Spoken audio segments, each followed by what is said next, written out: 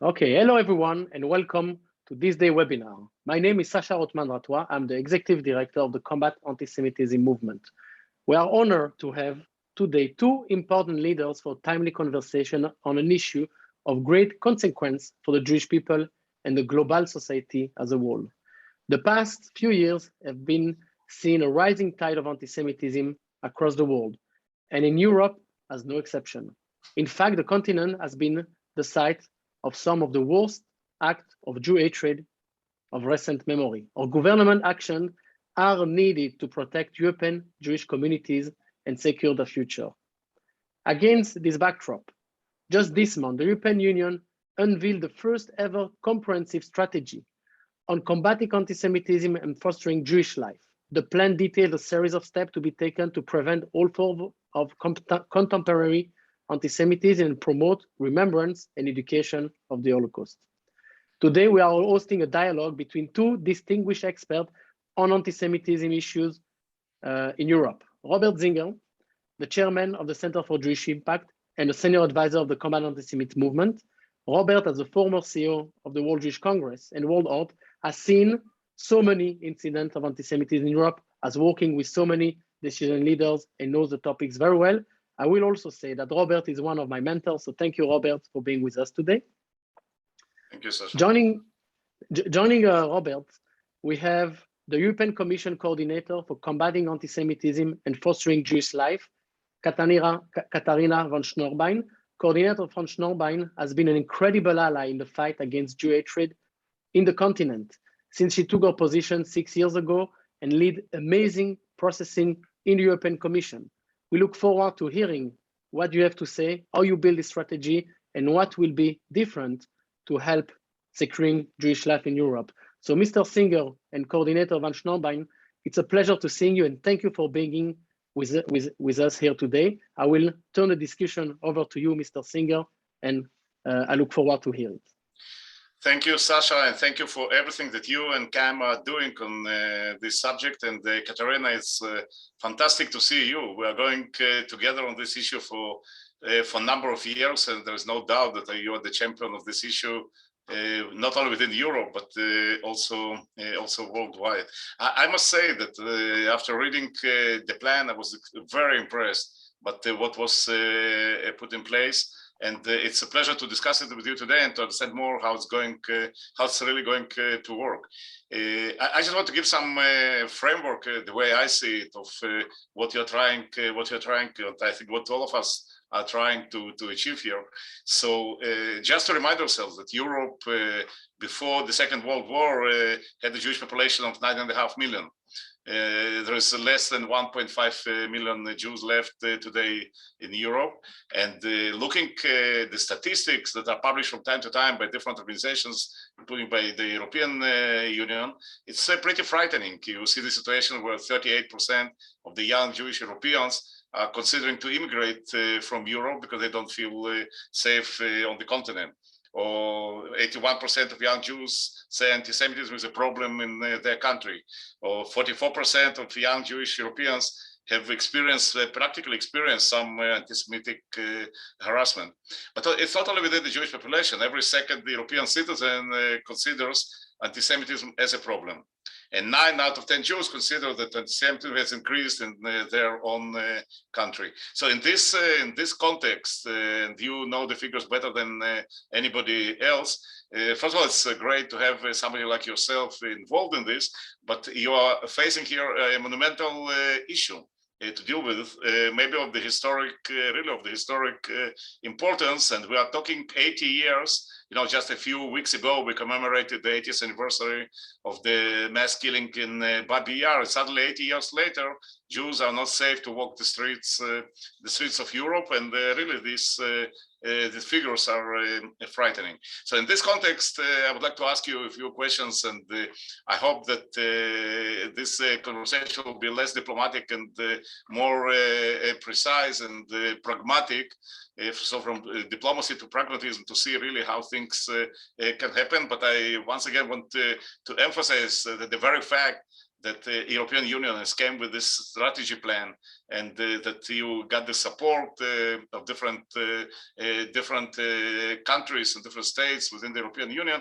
By itself, it's already a very significant step forward.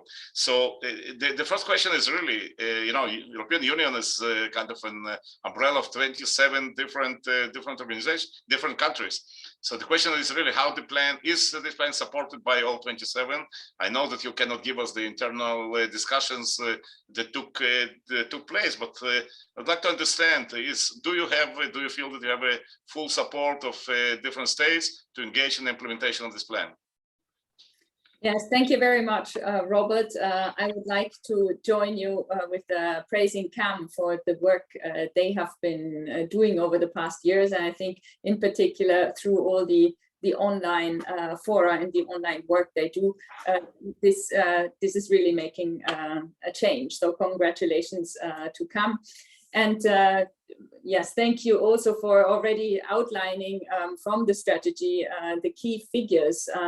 We, of course, wanted to describe the seriousness of the situation, but we did not want to leave it there. So this is not a descriptive document. This is really about action and about bringing about change.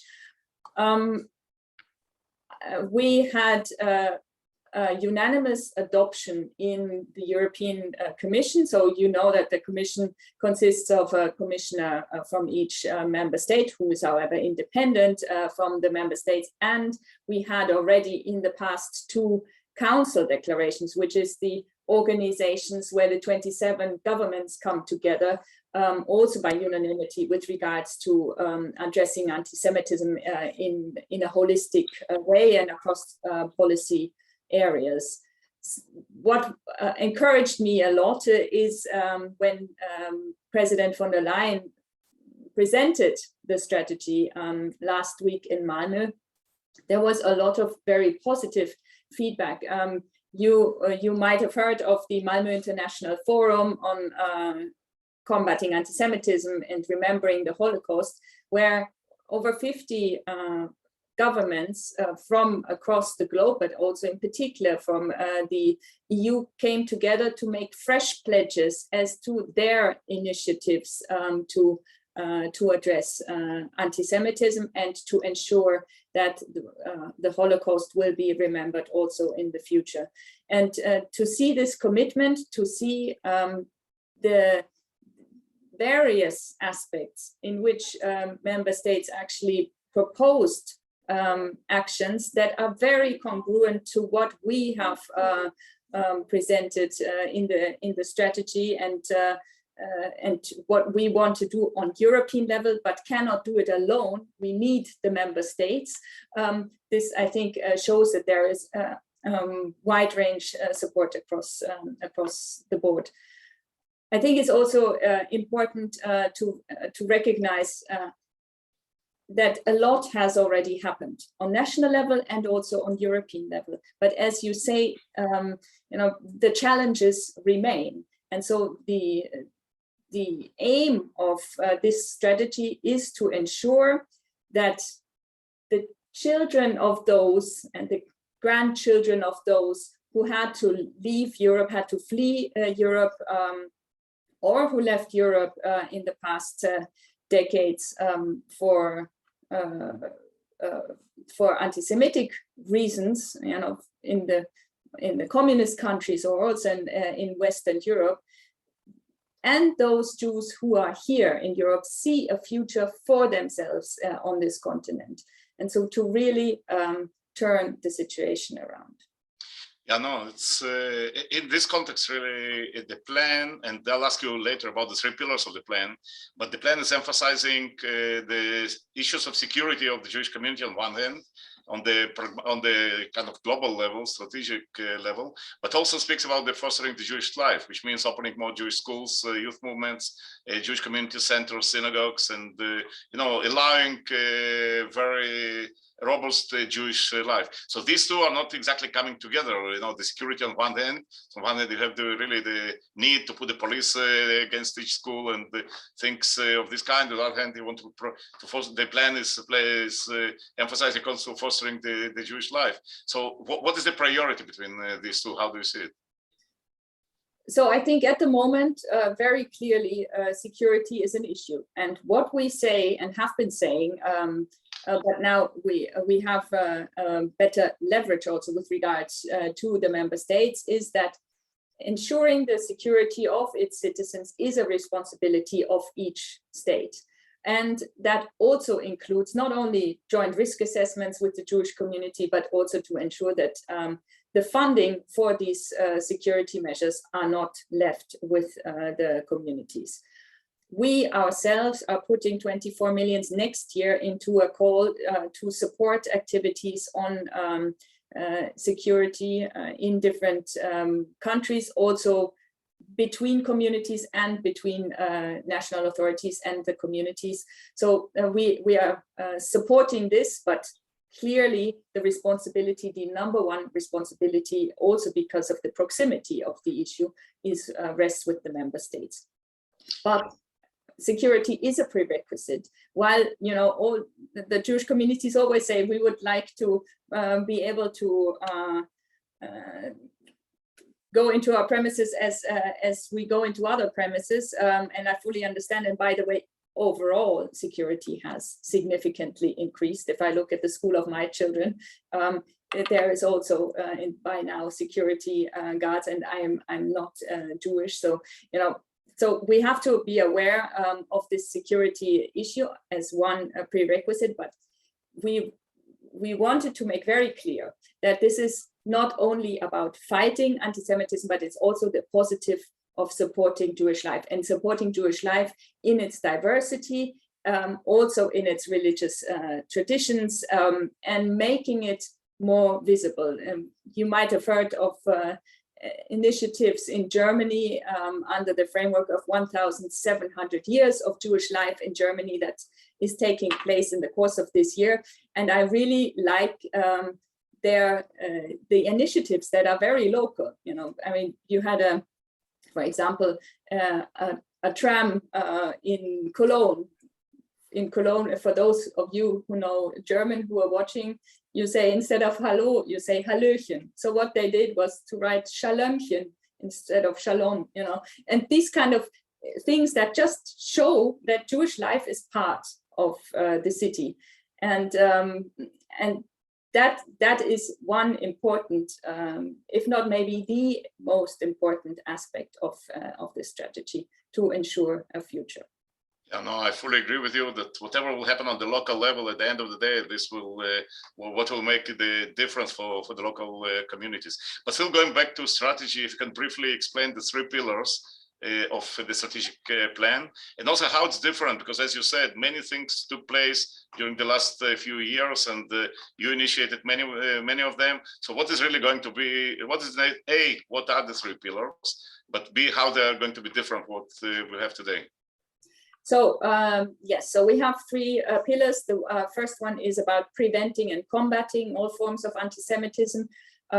When we say all forms, this is based on the IRA definition. For those of you who have been in this for some time, you know that this has really gained a lot of momentum in the last 5-6 years, and that now, you know, the fact that the IRA definition is the established reference because it reflects what the majority of Jews regard as anti-Semitic is a big step forward, and we recommend to member states to adopt it on top of having adopted it, of course, already in IRA, but being more specific about how they want to use the IRA definition.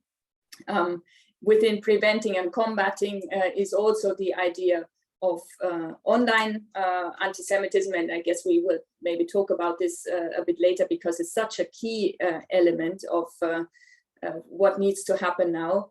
And the other aspect is data collection, because in order to fight anti-Semitism, you need to make it visible. And we have, through our Fundamental Rights Agency, an overview every year to which member states contribute the figures of anti-Semitic incidents in their countries. Could be hate crime, but can also be below the hate crime threshold. And some member states for years have handed in 0 incidents. And I wish it was true, but it probably isn't. So we want to develop a methodology with the member states together to ensure that we can record anti-Semitic incidents and also incidents of other for other groups, of course, but in particular with regards to Jew hatred, and make it comparable between the EU countries. The second pillar is about protecting and fostering Jewish life. We already briefly touched upon it. So the security on the one side, because it is necessary, and the positive support of Jewish life. This can be also through awareness raising together with the Jewish communities. There will be a lot more funds available for project funding. In fact, the anti-Semitism strategy falls within a newly created program, Citizenship, Equality, Rights and Values, which with 1.55 billion for this budgeting period is the largest program that we ever have had on fundamental rights. So there will be a lot more funds available for, on the one side, positive action, and then for the third pillar as well, which is about education and research, not only on the Holocaust, but also anti-Semitism and Jewish life, and also Holocaust remembrance, finding new ways, finding digital ways, also involving young people, showing how local the Holocaust, the Shoah was, and to support this also with specific funding from a so-called remembrance strand where the Holocaust is the key reference. And these 3 pillars are supposed to be reflected also in the EU's external action, where we are very clear that Israel is a key partner in this fight.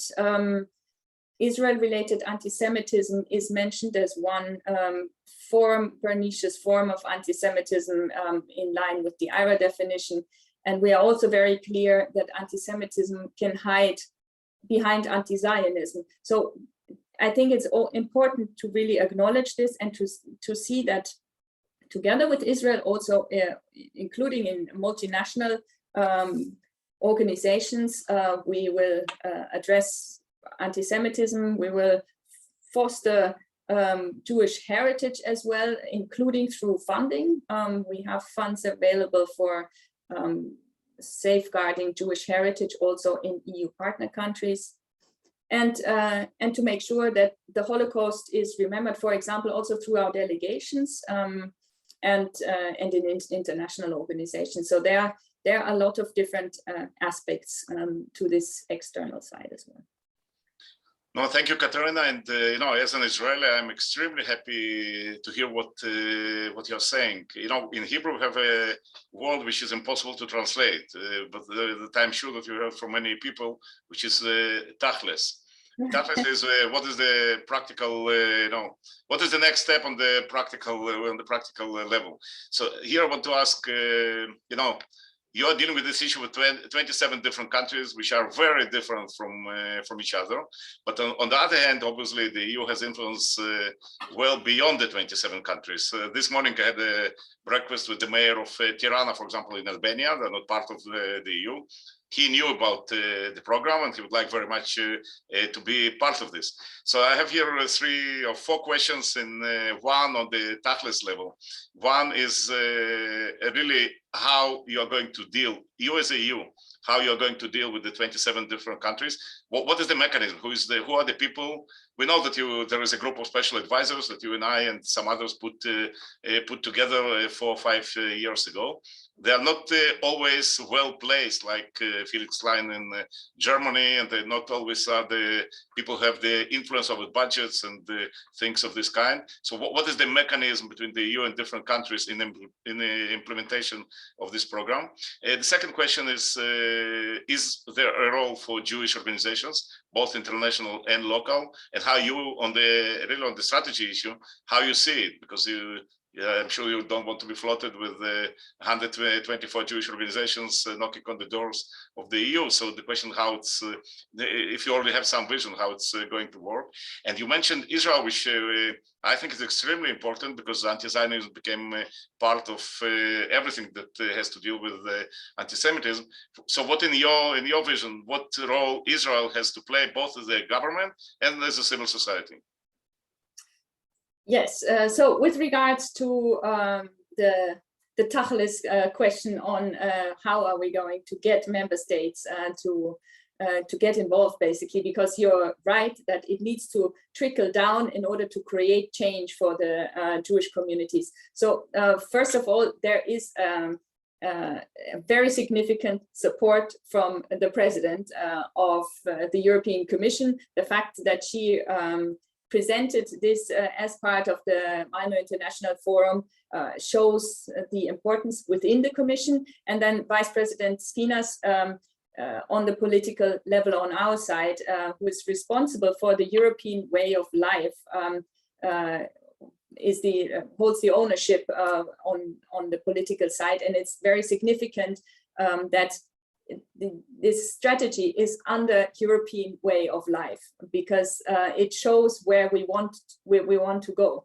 Anti-Semitism goes against everything that the European Union stands for, and therefore we will support and we will also promote this strategy vis-a-vis the political leaders in the member states. And as I said, it was encouraging to see how many political leaders, heads of state and government and ministers were present in Malmö to make these pledges. So I think that the fact, I do see a tide changing there, that on political level, the willingness to really tackle this issue is increasing. I think also, by the way, in the understanding that, of course, the Jews are the first ones targeted by anti-Semitism, but it's never been good for Europe when anti-Semitism was on the rise, or when Jews felt that they were not safe or had to leave Europe.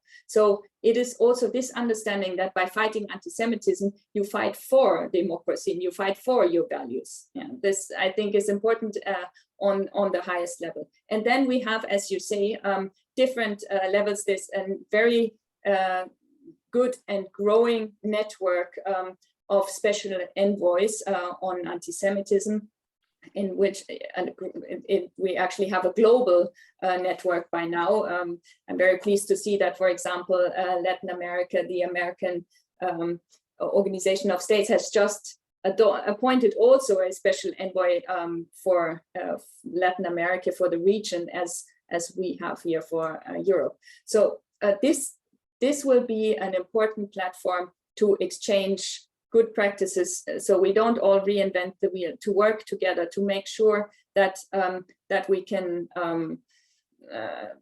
use the different instruments that we have in our different traditions, because indeed the member states are very different, and work much closer together. And I think, by the way, that in countries where, like in Germany, the special envoy post is within a ministry such as Interior or Justice, or with the Prime Minister, it really helps, because what you need to do is to work across the board. This is what we had to do for the strategy also. Reach out to all the departments of the Commission to make sure that we don't build here a fortress that is combating anti-Semitism, but we want all others to make sure that in their policies, in their funding programs, they reflect the fight against anti-Semitism. So I think this is also an understanding that is developing increasingly, and we meet twice a year in a formal setting, supported by the World Jewish Congress, but we have a lot of contact in between. There are, for example, countries where the special envoys are very much engaged in the structural processes of the European Union. So to get a reference to anti-Semitism in specific documents and to make sure that it is there. Then there are others who are very good in getting their own politicians to speak up.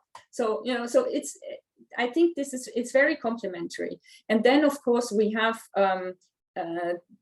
and this is certainly also evolved from before. We have funds available for member states to, on the one side, for example, with regards to Jewish heritage, use these funds for renovating, can be also marking Jewish cemeteries or ensuring Holocaust, Shoah remembrance, and so on.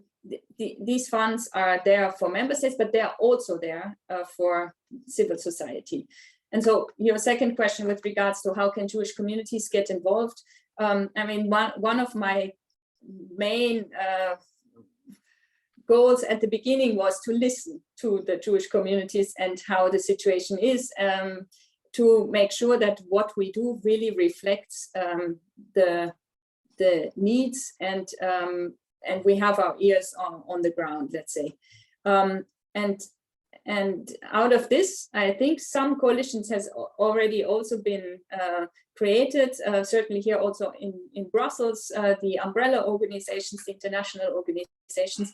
We just actually had a meeting today, a roundtable, to exchange ways forward now with this strategy. And then, of course, I think the special envoys on national level are those who coordinate more in the national context. But what we want to see is networks across Europe. And that is not only with regards to Jewish communities, but also other NGOs, for example, in the area of addressing anti-Semitism online, to work together in all EU member state countries, languages, and also languages, for example, that can bring anti-Semitic content into the EU from outside. And these kind of things need to be built up now. And I think that this cross-border coordination, cooperation, this is an added value that the EU can bring. And finally, the role of Israel. We have had for many years an EU-Israel dialogue on combating racism, xenophobia, and anti-Semitism, which takes place once a year, once here in Brussels and once in Jerusalem. This will be upgraded to a high-level dialogue where the Vice President will be also present, and we want to support this with more permanent structures and a steering committee to make sure that also in different other policy areas we intensify the cooperation. So from our side, for example, also with regards to education or to security, to technology, these kind of things where we have been cooperating to some extent, but that can certainly be intensified. And that includes also funding possibilities for NGOs from Israel. For example, in Horizon Europe, Israel is already now a partner, but also as part of the Citizens Equality, Rights and Values program, Israeli NGOs can tap into this in cooperation always with European partners. Well, thank you very much. And I see that I have a number of questions here. So one of these really relates to this, the priorities. Are you going to work only with the EU, with 27 members of the European Union, or are you going to extend it to other European countries that are at different stages of either joining EU or not being part of the EU? And for example, specifically, I must hear about the big Jewish communities in the countries of the former Soviet Union. Yes, no, in fact, part of our external work is to cooperate with countries across the board, partner countries of the EU. This can be in the Balkans, it can be certainly in the neighborhood, former Soviet Union, also Latin America. You know, I mean, the idea is to make sure that we, in our human rights dialogues, for example, or our political dialogues with these countries, also address anti-Semitism as a human rights violation, for example, yeah, or the support for Jewish life, the heritage support, these kind of things. So this is definitely foreseen. It is a, if you look at the document, it's at the very end, the last chapter of the strategy that describes this external action. No, thank you. Moving to what you mentioned before, most of the countries of the European Union did recognize and endorsed IRA. Some still didn't. In order to be part of this initiative, do you expect remaining ones to recognize IRA, and how do you see this developing? Yeah, no, we see that the IRA has become really the recognized tool when it comes to recognizing anti-Semitism. It's non-legally binding, so it has become a training tool for law enforcement authorities and for educators, for example. Together with the IRA, we issued in January of this year a handbook on the practical use of the IRA definition, which is based on recognizing incidents that really happened based on the IRA definition, and then also shows best practices on how concretely this definition can be used in the follow-up to incidents or in the prevention of incidents. So I see that there are more and more countries recognized. I think in the last days, for example, Australia now adopted it. It has gained momentum, and certainly as part of the strategy, we have recommended to all member states to adopt it and to use it above all. There are also countries, by the way, who use it and have not formally adopted it beyond what they have already done in IRA, because, as you know, the definition in IRA was adopted also by unanimity. Yeah. Now, you mentioned before that the importance of Holocaust memory. Now, also the figures and the statistics in this respect are kind of pretty frightening. One European of 20 has never heard about the Holocaust, and then less than half of Europeans think it's not sufficiently taught in the schools, and only 3% of Europeans are actually informed about what happened in Europe. Really, only 85 years ago. So in this context, I understand that the plan is giving special attention to everything that has to do with Holocaust memory. But also in this context, I understand that there are going to be specific actions, plans, activities, and budgets considered both on national and EU level, correct? Yes. No, I think really to shape Europe's future, we need to understand our past, and the Holocaust was a defining moment for the European Union. So it is important to keep the memory also for the victims, but also for simply our own identity, our own understanding.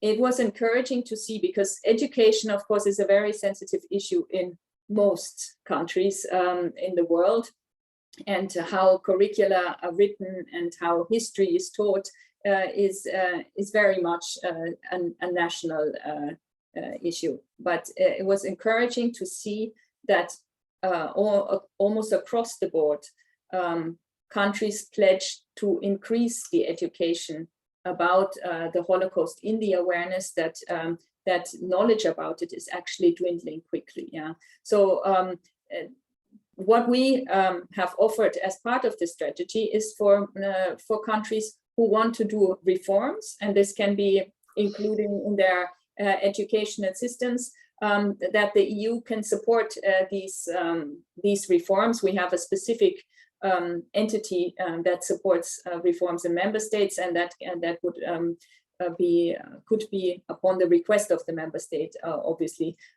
come also to help in these respects. We will create a network of young European ambassadors to promote Holocaust remembrance in their own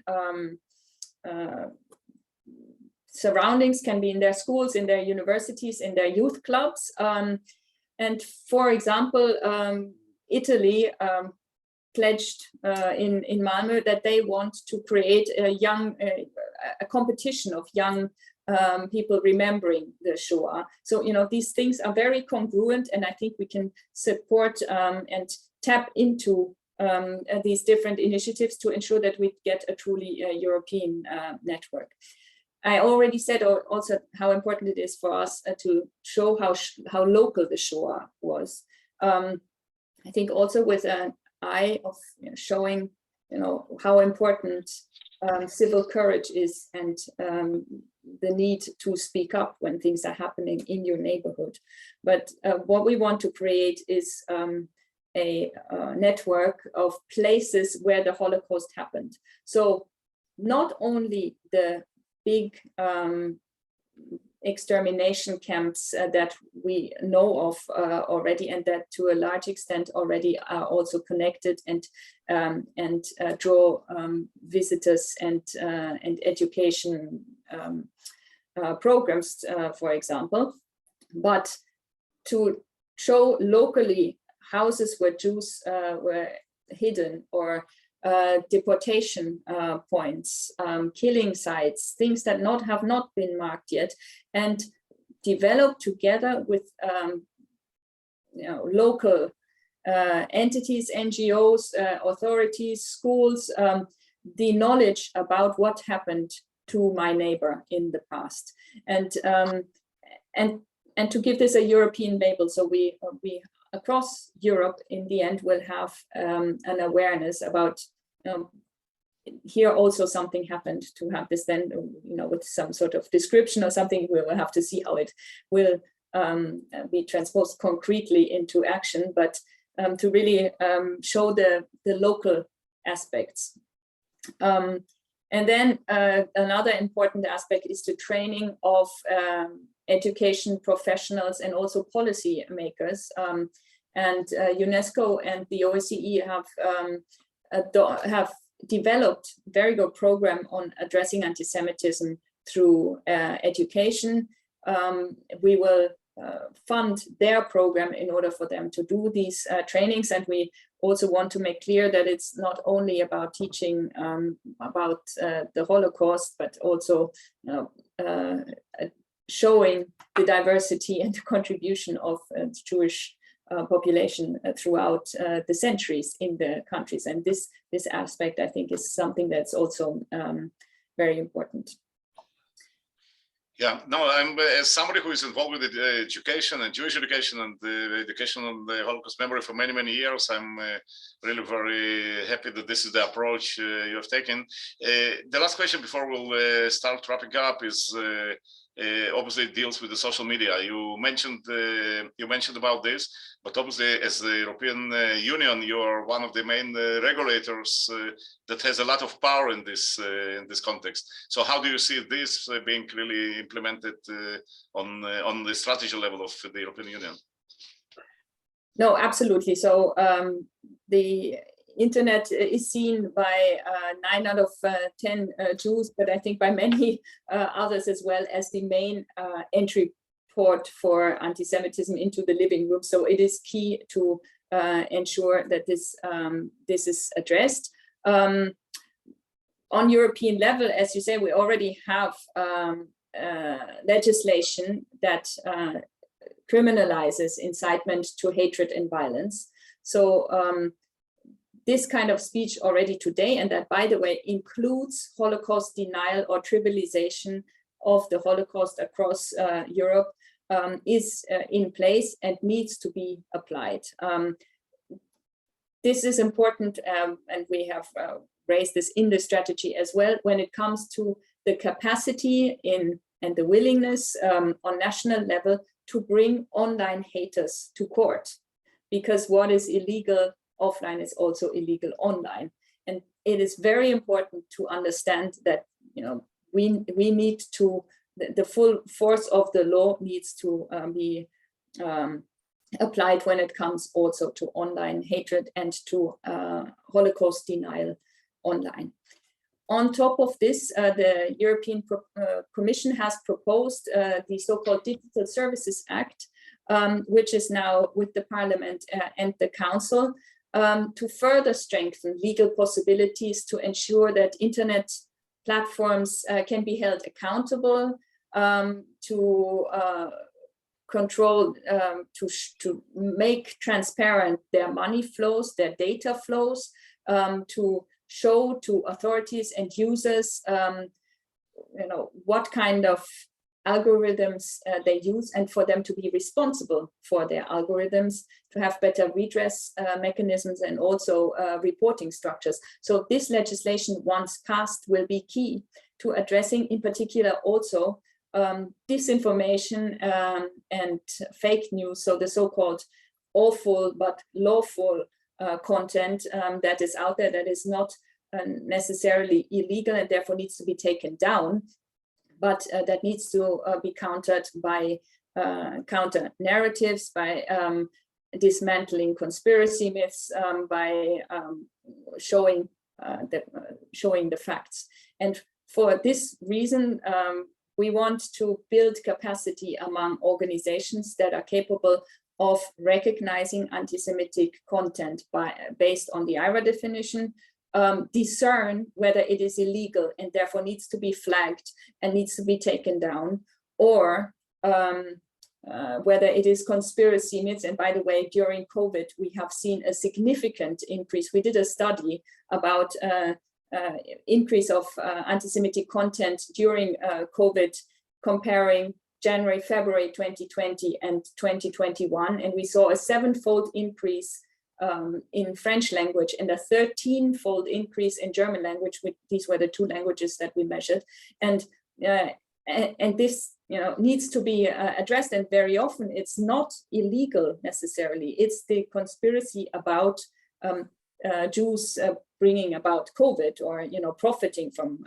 COVID. So this needs to be addressed, and therefore we need a network of fact checkers, again, that can deal with this across the board in different languages. And then there's one final aspect also, I think, that is important when it comes to anti-Semitism, is the displaying and selling of Nazi memorabilia and artifacts and literature that are illegal in many member states, but not illegal in all.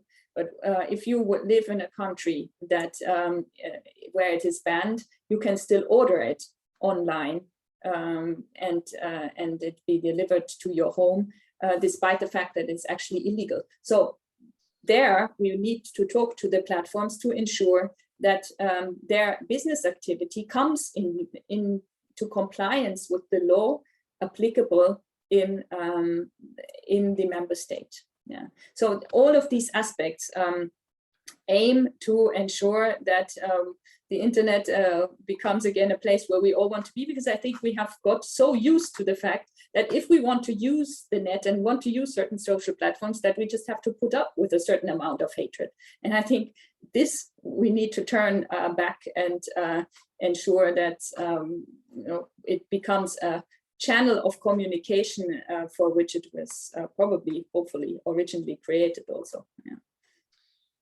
Katharina, thank you very much for this interesting discussion. You know, 45 minutes ended, but you have now kind of 45 months to work on this issue, both personally and on behalf of the Combat Antisemitism movement and the Center for Jewish Impact.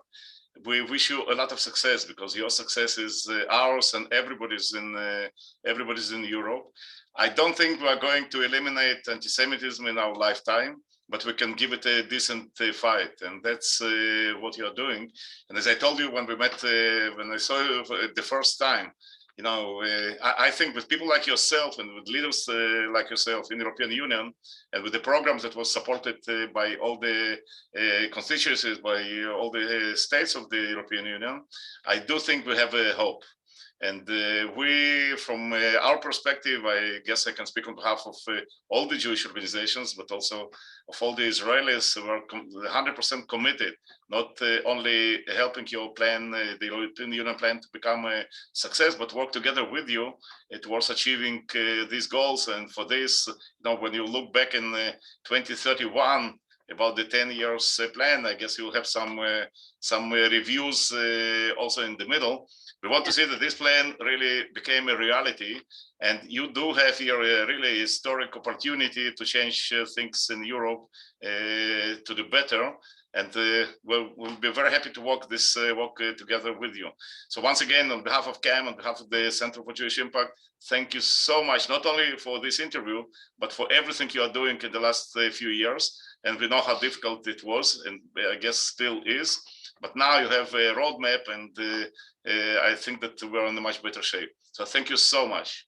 Thank you very much. And I really look forward also to working together with civil society, and also maybe some of the listeners to this talk today, to make sure that we can really across the board reach out and put an end to anti-Semitism in the end. You know, I had a commissioner once for whom I worked as spokesperson who told me, when he said, you know, we need zero unemployment, I said, how do you get to zero unemployment? He said, if you don't aim high, you don't even reach the middle, you know. So I think we need to really aim highest in order to make sure that we achieve it.